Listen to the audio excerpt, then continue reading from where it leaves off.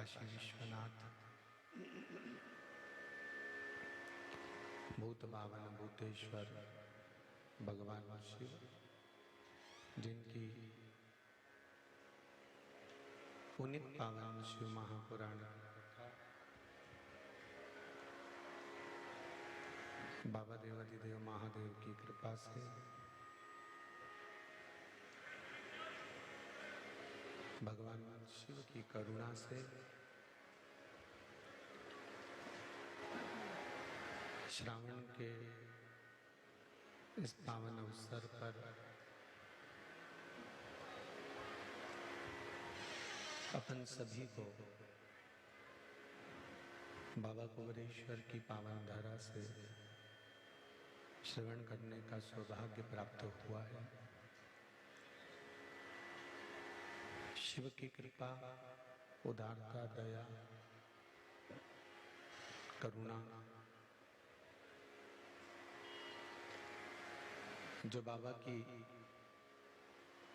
अविरल भक्ति और मुक्ति को देने वाली शिव महापुराण की पावन कथा को अपन सब श्रवण कर रहे हैं।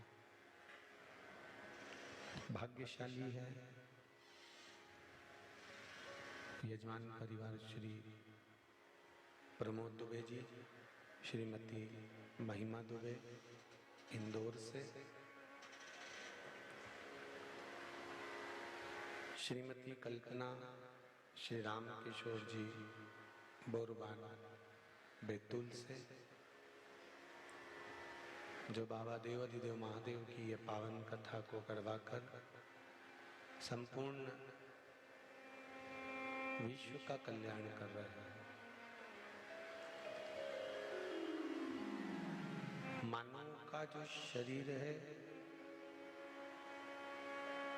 मिलता बड़ी मुश्किल से है।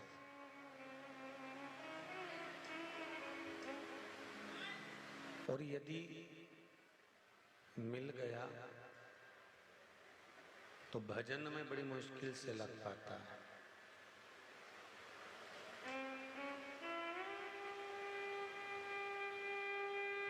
बड़ी दूर तो आप लोग कथा सुनने के लिए आए हो, ऑनलाइन कथा चल रही है, घर में बैठकर आस्था चैनल पर, मोबाइल पर, फेसबुक, यूट्यूब पर पावन कथा को आप श्रवण कर रहे हैं।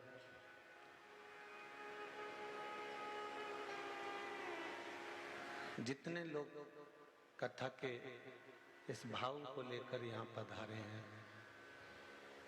मान लो कथा के बीच में अगर जलवृष्टि हो तो आप चिल्ला चोट ना करते हुए शांति से जो लोहे का टीन शेड बना है उसमें जाकर बैठकर कथा को सुनना। पर जितनी आस और विश्वास लेकर यहाँ पहुंचे हो उतना मौन रहकर 3 घंटे की इस पावन कथा को सुनना, और सुनने के साथ में बाबा से बारंबार विनती करना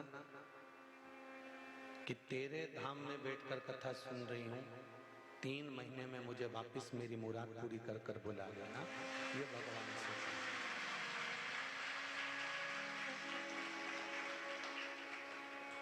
उसकी कृपा होती है, तब जाकर हम कुछ ग्रहण कर पाते हैं।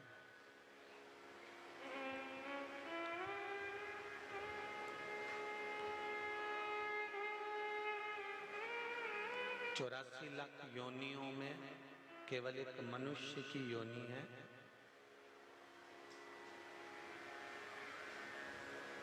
जो 84 लाख योनियों से मुक्त करा सकती है। मेंढक की योनि मिल जाएगी तो हम 84 लाख योनि से मुक्त नहीं हो सकते।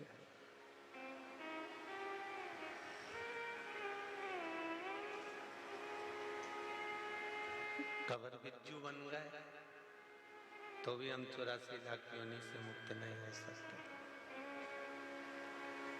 बकरा बकरी बन गए तो भी हम 84 लाख योनि से मुक्त नहीं हो सकते। सुंगरा सुंगरी बन गए तो भी हम 84 लाख योनि से मुक्त नहीं हो सकते। होंगे क्या? नहीं।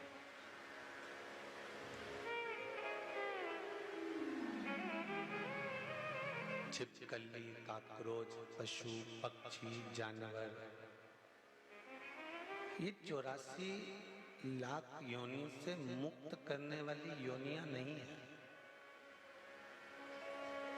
पर 84 लाख योनियों से मुक्त करने वाली योनि केवल एक है, वो है मनुष्य का शरीर, मानव की देह। आत्मा हम में भी है, आत्मा उनमें भी है, मन हमारा भी है, मन उनका भी है, पर 84 लाख योनियों से मुक्त करने के लिए केवल एक मनुष्य का शरीर है।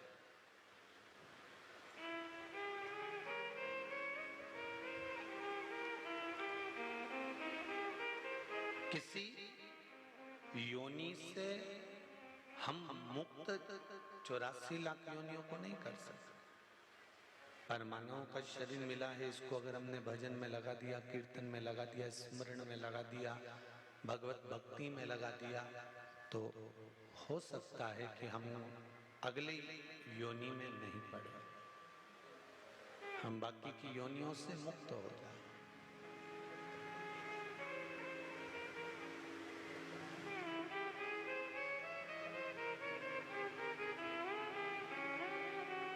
वो कहते हैं ना,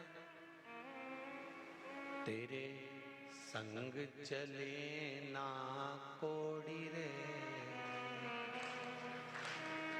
फिर काहे को माया जोड़ी रे। महाराज, अंतिम बिंदु में जब हम जाएंगे, हमारे साथ में कोई कोड़ी, कोई धन, कोई पैसा, कोई कपड़े, अलमारी में रखे हुए अच्छे अच्छे सूट, हेट, बूट, कुछ भी नहीं जाएगा। ना हेट जाएगा, ना बूट जाएगा, ना सूट जाएगा।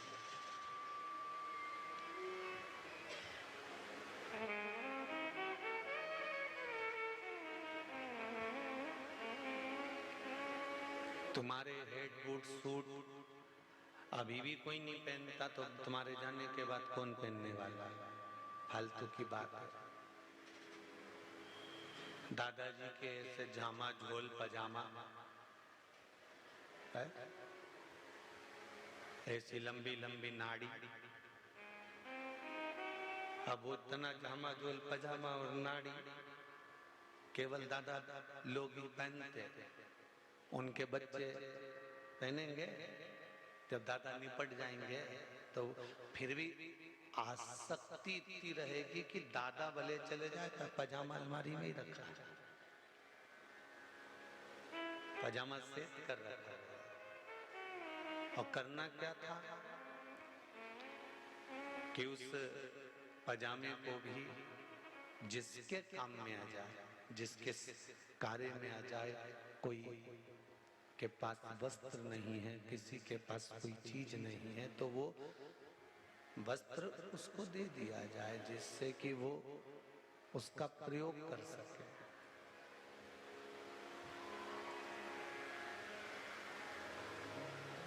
केवल और केवल एक मनुष्य की देह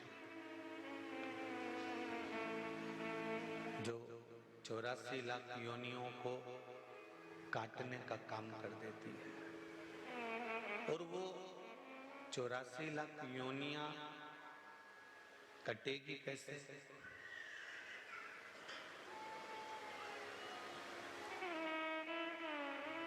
वो 84 लाख योनियां कैसे कटेगी?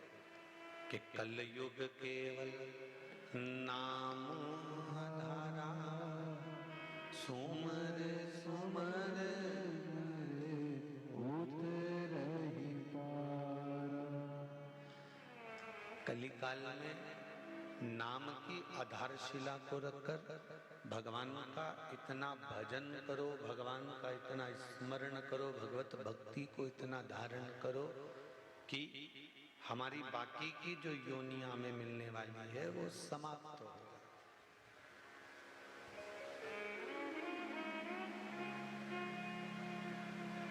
किसी किसी का मनुष्य देह प्राप्त होने के बाद दूसरा देह मिलता ही नहीं।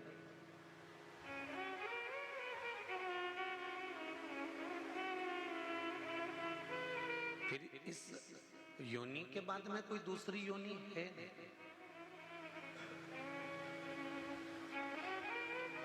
लिंग पुराण में एक बात लिखी हुई है,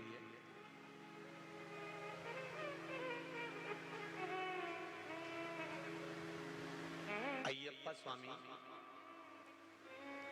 कार्तिकेय षडानंद स्कंद देव भगवान कार्तिकेय ने अपनी माता से पूछा, मां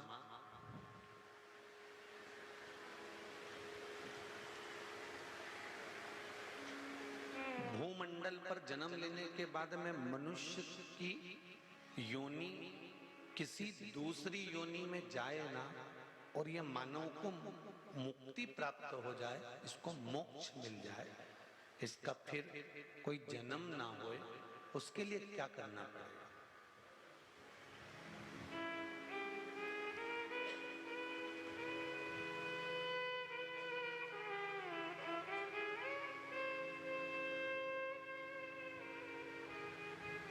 शिव चरित्र काशी से जो एक पुस्तक निकलती है शिव चरित्र, पृष्ठ संख्या 68, आप उसको भी पढ़ें। उसमें भी लिखा हुआ है कि स्कंद देव माता पार्वती से पूछते हैं कि फिर हमें वापिस कहीं मेंढक, कहीं बकरा बकरी, कहीं जीव जंतु, कहीं जानवर, कहीं पशु, कहीं पक्षी, कहीं जलचर, कहीं थलचर हमें बनना ना पड़े, उसके लिए हम क्या करें? उसका प्रयोग क्या है? उसका उपाय क्या है? उसकी विधि क्या है?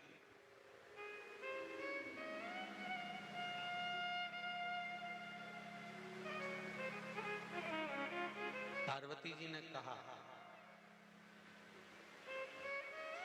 भूमंडल पर जन्म लेने के बाद मृत्यु लोक में आने के बाद हम अपना कार्य अगर श्रेष्ठ तरह से करते हैं, इसलिए शायद गीता जी में भगवान कृष्ण ने कहा कि कर्म प्रधान है।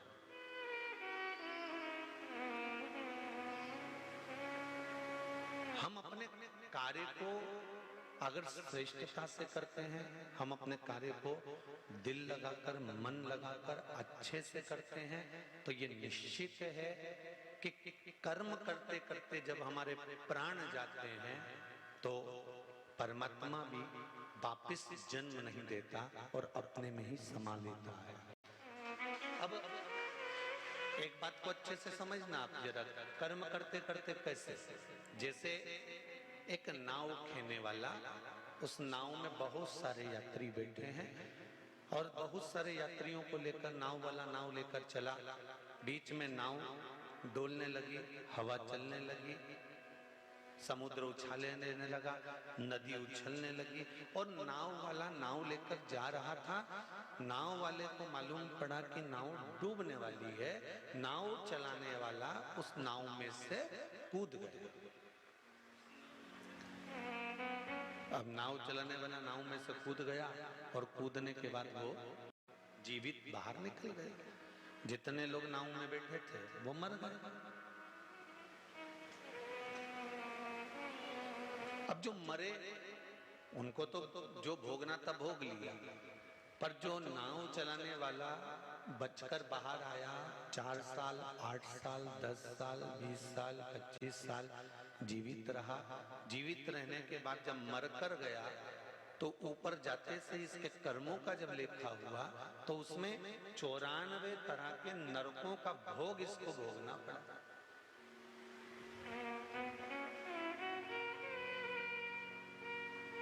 नाव वाले नाविक ने कहा, नाव चलाने वाले ने कहा, सबको 10 नरक, किसी को 15 नरक, किसी को 5 नरक, किसी को 2 नरक और मुझे 94 तरह का नरक क्यों? तब धर्मराज ने कहा, तेरा कर्म था नाव चलाना, पार उतारना, तू तैरना जानता था, किसी एक को भी बचा लेता। कर्म करते करते बचाते बचाते अगर तेरे प्राण भी छूट जाते तो तुझे वापस जन्म नहीं होता, तेरी मुक्ति हो जाती। पर कर्म को छोड़कर अगर तुम दूसरा कर्म कर रहे हो तो उसका तो भोग तुम्हें भोगना पड़ेगा।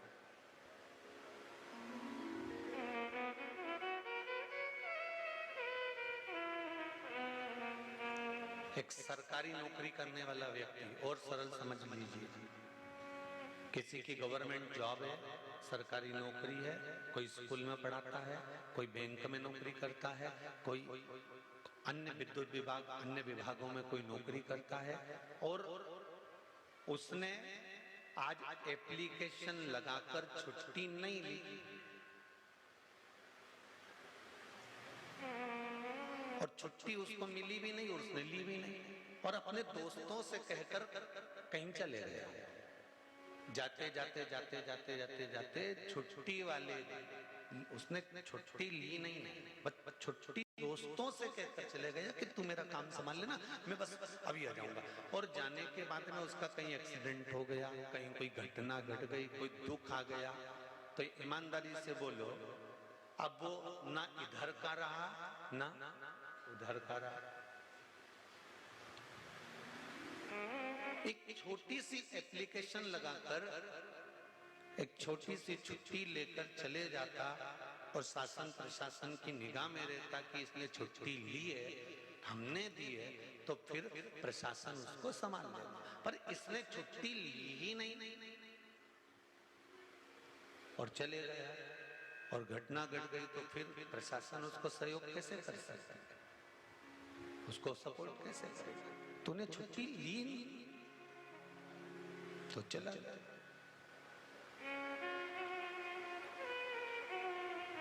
ये शिव पुराण कहती है कि हम जिस कर्म को करें, हमने छुट्टी ली कि नहीं ली, हम जिस कर्म को करें उस कर्म को हम भगवान के भरोसे पर कर कर चलें। जैसे सरकारी नौकरी करने वाला अगर छुट्टी ले लेता तो सरकार उसका ध्यान रखती, फिर उसका कुछ भी होता तो सरकार उसको स्मरण करती। हम कहीं पर भी जाएं, कहीं से भी आए, कुछ भी कर्म करें, हमारा कर्म अगर हमने हमारे बाबा कुबेरेश्वर पर महाकाल राजा पर अगर छोड़ दिया है तो ये निश्चित है कि हमारा कर्म प्रबल होएगा और उसका फल हमको मिलेगा जरूर, उसका फल हमें प्राप्त होगा। मत बुरे कर्म कर बंदे वरना पछताएगा, भगवान की आंखों से तू बच नहीं पाएगा, तू बच नहीं पाएगा। अरे ओ अज्ञानी मत करना दानी, तेरे कर्म का फल भी तू ही पाएगा, जैसा किया तूने तेरे आगे आएगा। मत बुरे कर्म कर बंदे, मत बुरे कर्म कर बंदे वरना पछताएगा, की आंखों से तू बच नहीं पाएगा, तू बच नहीं पाएगा। हम जो कर्म करें, माता पार्वती जी ने स्कंद देव को कहा कि कर्म प्रधान, कर्म करो, कर्म करना पड़ेगा, पढ़ाई करना पड़ेगी, नौकरी के लिए एप्लीकेशन देना पड़ेगी, नौकरी के लिए तैयारी करना पड़ेगी, और तैयारी करो, खूब करो, पर भरोसा किसका रखना? जम के बोलो जरा, देव अधिदेव महादेव, भोलेनाथ दया करना,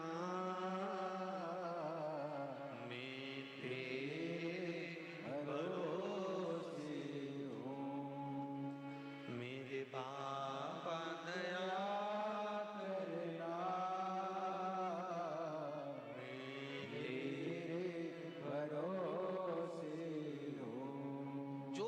कर्म करना है करो, तुम्हें जैसा कर्म करना है करो, पर शिव के भरोसे करो। परीक्षा देने जाओ, पढ़ाई पूरी करो। नौकरी देने के लिए इंटरव्यू देने जाओ, पढ़ाई पूरी करो। किसी कंपटीशन एग्जाम में बैठ रहे हो, पढ़ाई पूरी करो। और साथ में विश्वास, भरोसा देवाधिदेव महादेव का रखो। भरोसा उसका रखना पड़ेगा।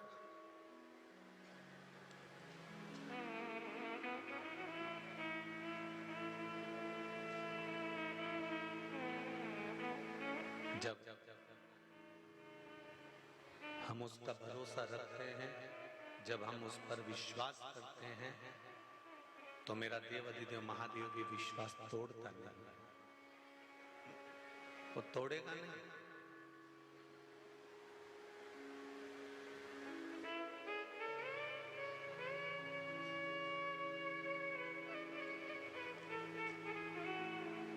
शिव पुराण कह रहे हैं, स्कंद देव ने पूछा कि मनुष्य शरीर छोड़ने का और वापिस जन्म ना होने के लिए हमें क्या करना पड़ेगा? तो कहा कर्म करो। बॉर्डर पर लड़ते लड़ते अगर कोई मर जाता है ना, प्राण छूट जाते हैं,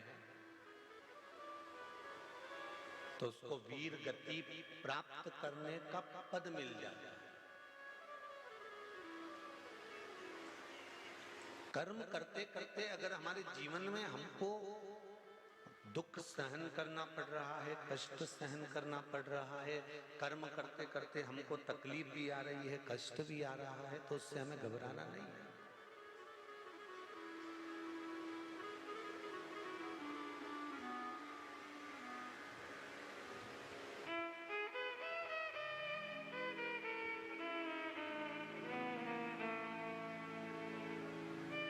दुनिया में सबसे ज्यादा जहरीला है मनुष्य। सांप तो दिखता है तो अपन कह देते हैं ये काट खाएगा। बोलो सही है कि गलत है?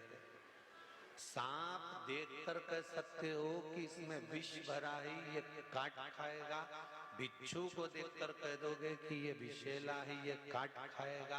गोयरा को देखकर कह दोगे ये विषैला है, ये काट खाएगा। मगर को देखकर कह दोगे ये काट खाएगा। चुपकली को देखकर कह दोगे कि ये काट लेगी। अगर कोई जीव जानवर को देखकर कह दोगे कि ये जहरीला है, पर इन सब जहरीलों से भी बड़ा जहरीला है मनुष्य। ये नजर ही नहीं आता कि कब काट कर चलेगा।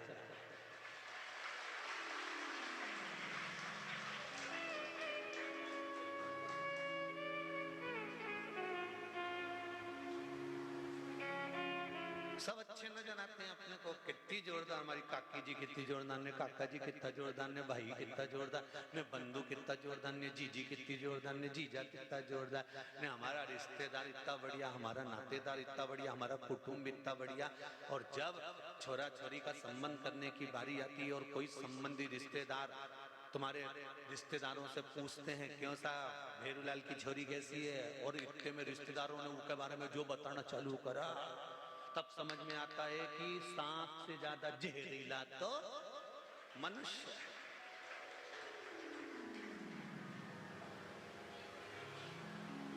सांप दिखेगा तो दूर हट जाओगे।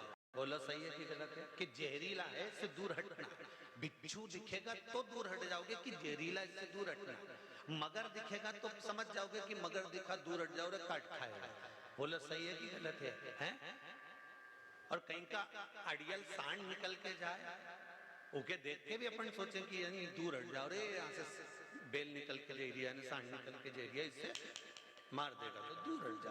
पर ये तो इतनी जोरदार ने छोटी मोटी करके आए, ऐसा डेंटिंग पेंटिंग करके आए ने, जामन ने, झुमका ने, क्या जोरदार पूरा रिश्तेदारों शादी में एक से बढ़कर एक तैयार होके आए, पर यही नहीं मालूम पड़े कि इनमें से नागिन कौन सी है, दसेगी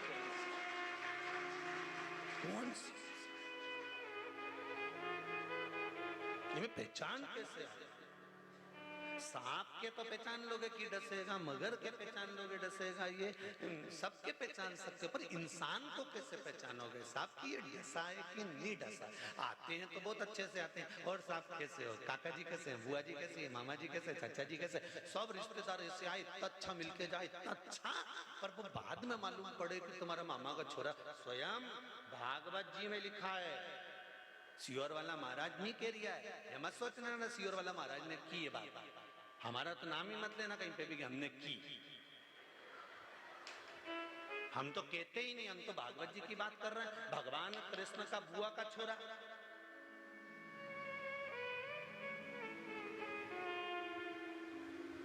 कौन जी का सिर कटा था, शिशुपाल, बुआ का छोरा। और भगवान कृष्ण को मालूम पड़ा कि तुम्हारा बुआ का छोरा गाली दे दिया था तुमको। इतने में बलराम जी बोले, नहीं, हमसे जब भी मिला नहीं, बहुत जोरदार मिला, गले भी लग के मिलता है, और बहुत हमेशा पूछता है, और भैया कैसे हो, दाऊ दादा ठीक तो हो, कभी आओ हमारे राज्य में, कभी आओ हमारे उधर, हमें तो हमेशा बुलाएगा, फिर गाली कैसे दे सकता? नहीं मानो तो एक दिन मैं तुमको वीडियो बना के बता दूंगा, एक दिन हमारा मोबाइल में कैच करके बताऊं गाली देखी। और इतने में तो दाऊ जी ने कह दिया था, नहीं नहीं शिशुपाल ऐसा नहीं कर सकता, वो गाली दे ही नहीं सकता, हमारी बुआ का छोरा और सगी बुआ का छोरा, ऐसे कैसे गाली दे दे, रिश्तेदार हमारा। तो भगवान ने कई बार किया, नहीं शिशुपाल गाली देता है, नहीं, दाऊ जी बोले मैं नहीं मान सकता, नहीं मान सकता। तो एक दिन भगवान सभा में बैठे थे और भगवान कृष्ण उठ के चले, और चलते चलते शिशुपाल भैया को उन्होंने प्रणाम करके कहा, भैया द्वारका तो आना एक बार देखने, नया महल बनाया। इतने में तो शिशुपाल खड़े होकर बोल दिया, चोटे तेरी द्वारका देखने आऊंगा। इतने में तो भगवान कृष्ण ने पलट के दाऊ दादा को देखा, ये देख लो, मैंने पहले ही बोला था कि कैच करके दिखा।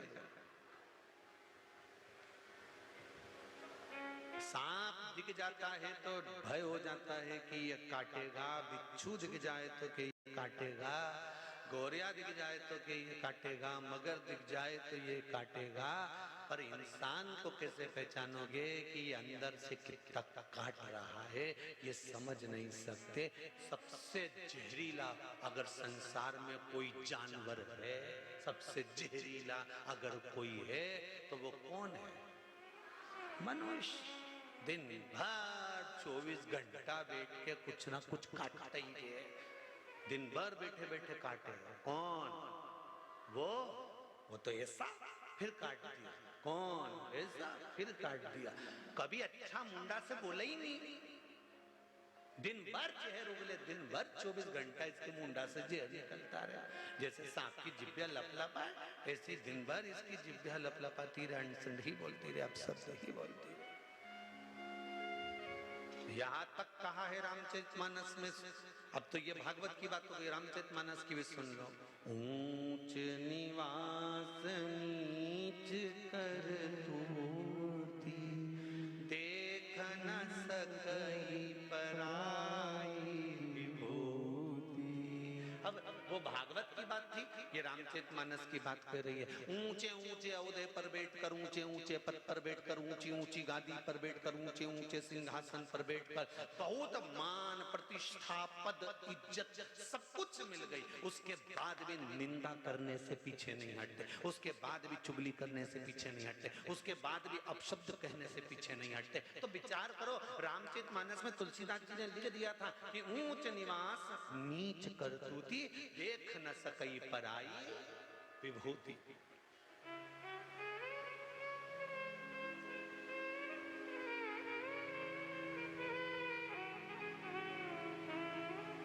अब फिर भागवत में आ जाए,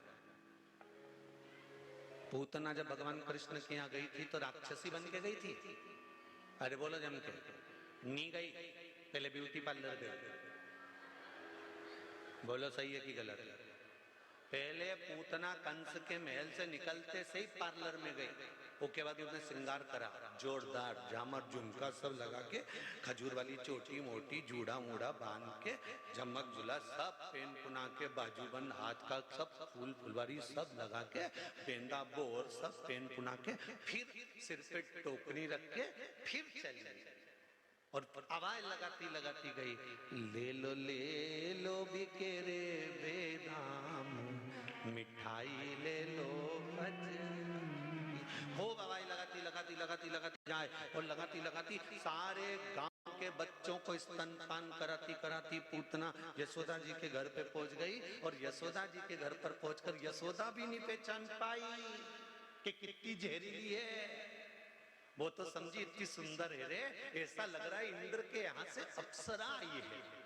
तो यशोदा जी ने पूछ लिया, तुम कौन हो? मैं गांव की गोपी हूँ। कैसे आना हुआ? जब लाला हुआ तो बधाई लेने नहीं आई, आज मैं बधाई लेने। अच्छा ठीक है। तो यशोदा मैया ने जितने भगवान शंकर यशोदा जी के आए तो उनकी गोदी में नहीं दिया लाला, और पूतना की गोदी में तुरंत दे दिया, क्योंकि पहचान नहीं पाई ना कि डेंटिंग पेंटिंग के आगे नहीं पहचान।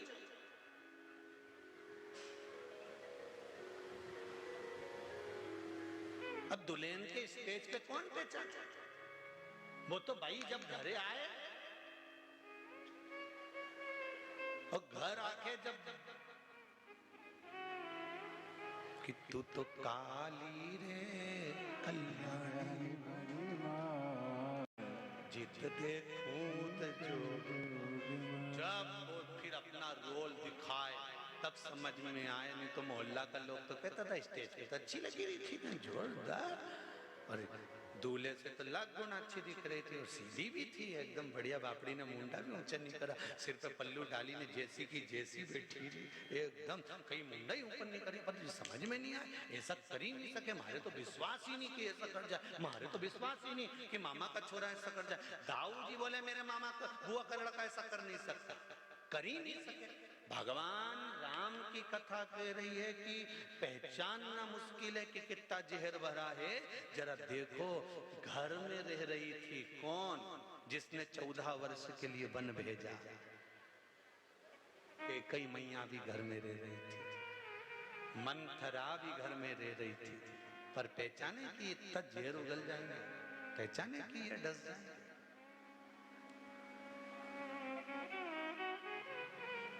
बाबारी दुनिया मतलब दुनिया में किसी का कोई नहीं, संसार में कोई किसी का नहीं है। अंदाजा लगा कर बैठना कि हम पूतना आई तो यशोदा जी नहीं पहचान पाई। तुम्हारे आसपास में अड़ोसन पड़ोसन धड़ोसन जितने तुम यहाँ पर बैठे हो, ना जाने कई अब परसों के दिन कितनी चेन कटी, कितना मंगलसूत्र कटा, पहचान में आए कि पूतना है कि कौन है? कौन पहचाने? इसलिए बेचारा वो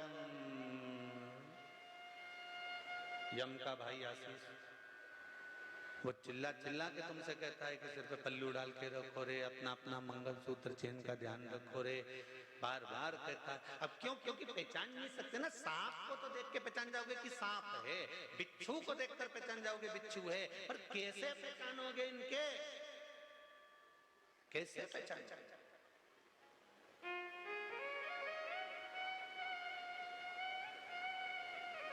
हमारे साथ रहकर चोट कर जाए इसमें के लोग, तो फिर कैसे पहचान?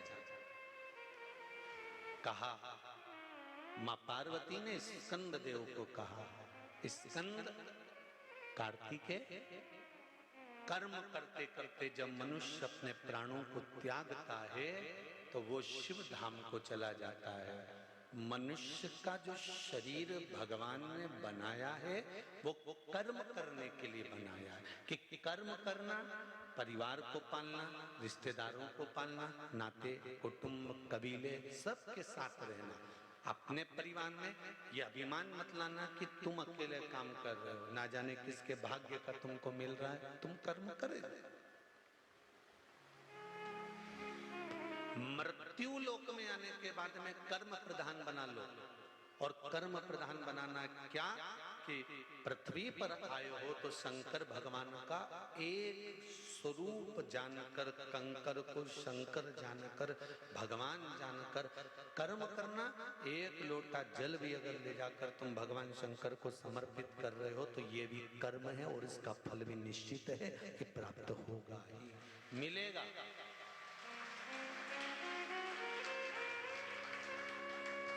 ऐसा नहीं कि नहीं मिलेगा।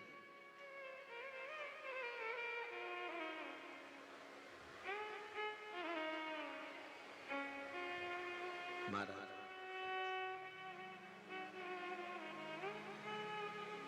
सबसे जहरीला मनुष्य पर सांप जहरीला होने के बाद भी शंकर भगवान के गले में पड़ा, सही है। बिच्छू जहरीला होने के बाद भी शंकर भगवान के कानों में कुंडल बनकर पड़ा, और मनुष्य जहरीला अगर है, सांप शंकर जी के गले में है, बिच्छू कान में है, और मनुष्य चरणों में जाकर पड़ जाए तो उसकी भी जिंदगी सार्थक हो जाती है, उसका भी जीवन सार्थक हो जाता है। केवल भगवान के चरणारविंद में पहुंचने पर, केवल भगवान के चरणारविंद में पहुंच जाने पर।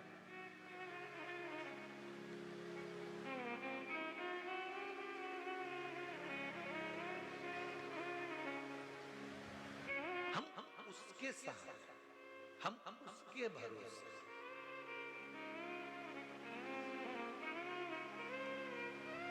और जब ये चित्त, ये मन, ये बुद्धि उसके भरोसे पर हो जाती है, फिर भटकना नहीं पड़ता।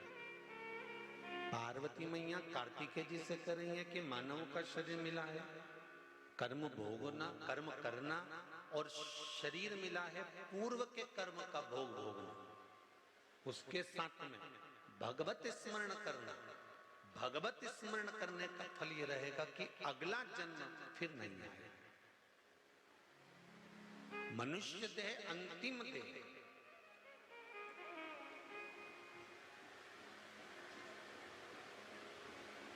आज एक किसी ने व्हाट्सएप पर मैसेज भेजा है, कोई लखन सिंह जी हैं हरियाणा के साइड के, उन्होंने मैसेज करा है कि हमारे यहाँ टीवी चलती रहती है और आप कहते हो कि तेज आवाज कर दो और सबको सुनाओ। बोला था, आज मैसेज आया, टीवी भले चलती रहे और हम सुने ही नहीं तो क्या कर लोगे। टीवी भले चलती रहे, हम नहीं सुने तो लखन सिंह जी से हमारा निवेदन है, जो बर्तन ज्यादा काला हो जाता है, नी मंजे, तो घर के लोग समझदारी करते हैं, उसमें छाछ भर के रख देते हैं। बोलो सही नहीं गलत है? छाछ भर के उस बर्तन में रख दो, 2-4 घंटे तक भरी रहेगी ना, उसके बाद उनमें पानी डाल के धो के रख दो, मांजने की जरूरत नहीं पड़े, छाछ से बर्तन साफ हो जाता है। तो लखन सिंह जी, हम भी ये जानते हैं कि बहुत सारे ऐसे काले ठीकरे हैं, बहुत सारे ऐसे ढेर सारे काले बर्तन हैं जो ये इतनी जल्दी साफ होने वाले नहीं है। इन्हें सारा साबुन घिस दो नहीं तो साफ नहीं होगा, क्योंकि रोज चूल्हा पे धर धर के इनकी काकियों ने इनके काला कर दिया। पाप करा करा के पाप का कालापन पूरे ठीकरे पर, पूरे शरीर पर लग गया है, ये इतनी जल्दी साफ नहीं होगा। इसलिए हम कहते हैं कि टीवी की आवाज कम कर, जम करके तेज करके छोड़ दो, क्योंकि इन्हें छाछ क्या है, ये भगवान की कथा। जब शरीर में कहीं से भी ये कथा भरा जाएगी तो बर्तन आज नहीं तो कल साफ होएगा ही शरीर, ये निश्चित है। छाछ भर के तो धरो, अब तुम बर्तन में छाछ रखो ही नहीं हो कि बर्तन साफ हो जाए। नहीं, रोज बीम से मांजने, साबुन से रगड़े, रोज रगड़े, बेचारी का हाथ बेकार हो गया, पर वो ठीकरा साफ नहीं हुआ। ऐसे काले ठीकरों को तो शंकर की कथई छाछ बनकर साफ करती, ये इतनी जल्दी साफ होने वाला नहीं है। महीने बहुत। अब देखो ठीकरा साफ हुआ कि नहीं हुआ। तेज आवाज हुई होगी तो कथा ध्यान में गई होगी, कथा ध्यान में गई होगी तो टीवी पे से नंबर निकाला होगा। अर्जुन से पूछा था पेड़ पे क्या दिख रही है, तो कहा तोते की आंख। बस समझ गए गुरुदेव की अब लक्ष्य पर है। उसी तरह टीवी पे क्या दिख रही है, महाराज का नंबर, मतलब लक्ष्य पर है। ये निश्चित है, इतने में समझ में आ जाए कि ठीकरा साफ होने वाला है। मैं कहीं दिक्कत है, छाछ भर दी, बर्तन साफ, कितना भी काला बर्तन होनी, छाछ भर के आधा एक घंटा 2 घंटा जब तुम्हारे यहाँ बेकार छाछ हो जाएगी, की काम की नहीं रहे, बेसी छाछ किसी काम की नहीं। शिव महापुराण को जब तक ये पुराण नहीं होती थी लोग जानते ही नहीं थे, उठा के रख रखी थी, किसी ने नहीं जानते थे कि शिव पुराण भी कोई हो। वो तो जब ये छाछ ने अपना रंग दिखाना चालू करा, जब दिखाया तब लोगों को समझ में आई कि ठीकरा उन साफ कर देगी सारा।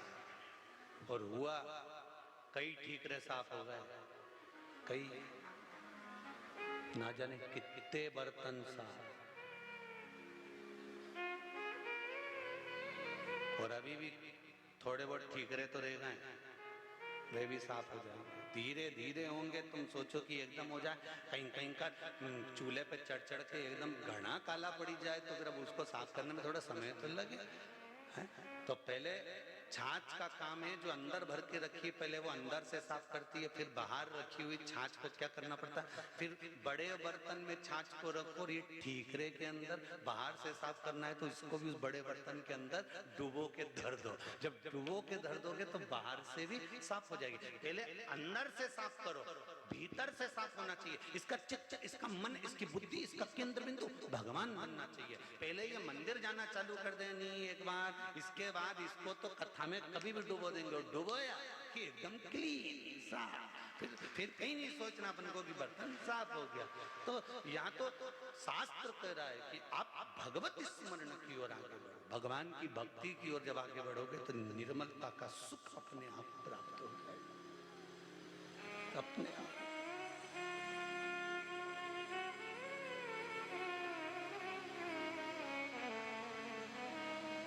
कितना पाप भरा हुआ है मनुष्य के शरीर में, कितना भरा है। हमारे मालवा के संत श्री नागर जी महाराज कहते हैं,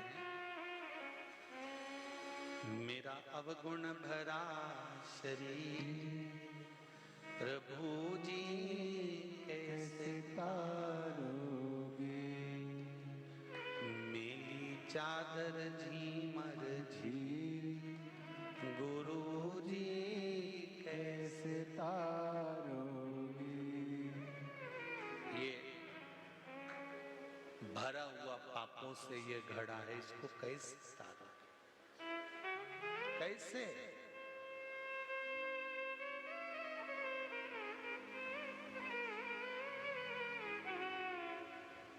ये तो सुख का अनुभव कराती है शिव महापुराण की कथा।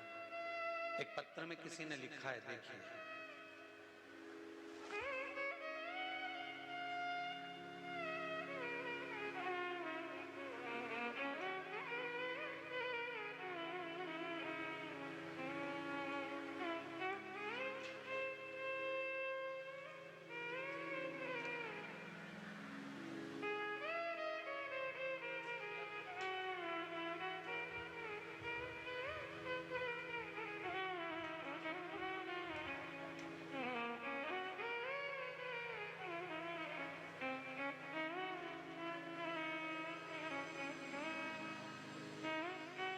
श्री शिवाय नमस्तुभ्यम। पंचकुला हरियाणा से हूं मैं, रायपुर रानी से आई हूं। मैंने 18 और 19 की कथा 20 तारीख को मेरा रिजर्वेशन थी, इसलिए मैं वापस जाना पड़ा। गुरुजी मेरे बहू बेटे ने मुझे घर से निकाल दिया था। 1 साल अलग किराए के मकान में रही और कर्जा भी बहुत हो गया सिर पर। जिसने लिखा हो अगर वो बैठी हो तो हाथ ऊंचा कर देना, दोनों हाथ हिला देना। कर्जा भी सिर पर बहुत हो गया था। मैंने 5 पशुपति व्रत किए और मेरा बाबा की कृपा से आधा कर्जा जब मैं अलग रह रही थी तो बाबा ने खुद चुका दिया। तीसरा पशुपति व्रत पूर्ण हुआ। काली मिट्टी शिवलिंग बनाने के लिए 2 फल, मिठाई, धूप बत्ती। नोट: शिवलिंग पहले से बनाकर रखें। श्रावणी शिवरात्रि पर घर बैठे